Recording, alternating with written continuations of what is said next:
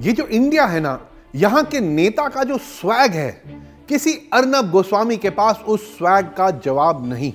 Take a look at this cartoon by Sajit Kumar of the Deccan Herald, a neta representing the government of India shedding crocodile tears over the dramatic arrest of Arnab Goswami by the Maharashtra police.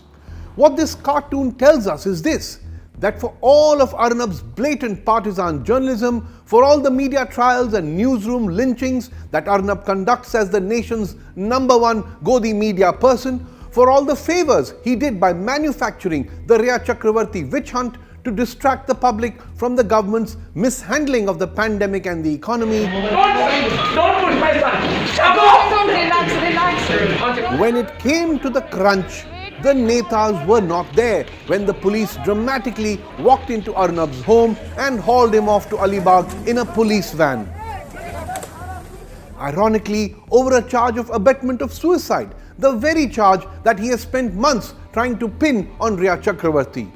While one set of Netas in Mumbai may have been the moving force behind his arrest, another set of Netas in Delhi, for whom Arnab has raged and ranted for thousands of hours on air, seem to have done little beyond tweeting in chorus against his arrest.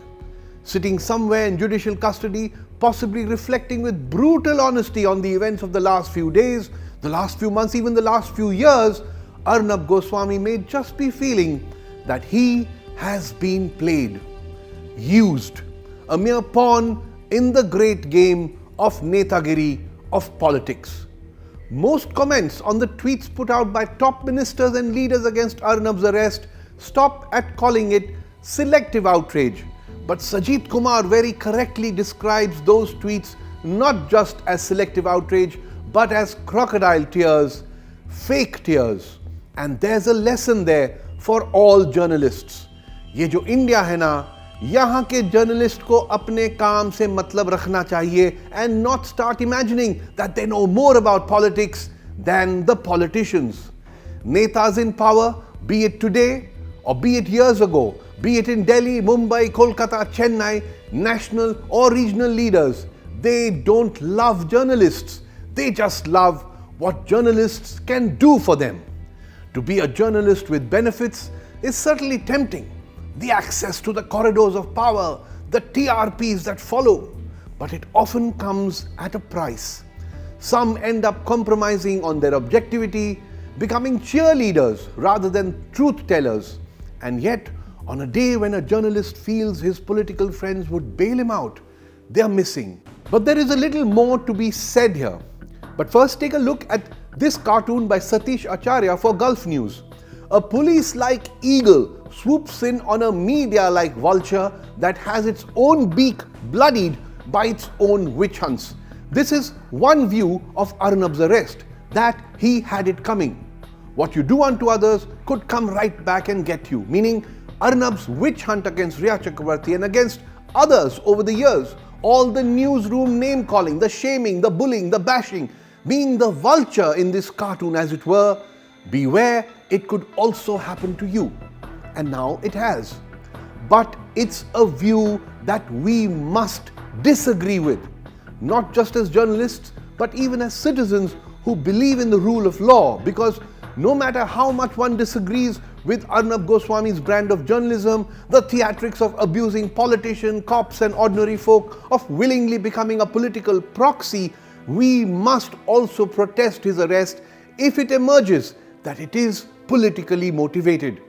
The unfortunate death by suicide of architect Anvay Nayak, the suicide note naming Arnab, the issue of the alleged outstanding dues, whether it amounts to abetment of suicide, the issue of the reopening of the case. These are legal issues that still need to be ruled upon. But even so, as the Editorial Guild of India has put it, Arnab's arrest is extremely distressing, and the expectation from the Maharashtra government is that Goswami is treated fairly and state power is not used against critical reporting by the media, and that expectation is important.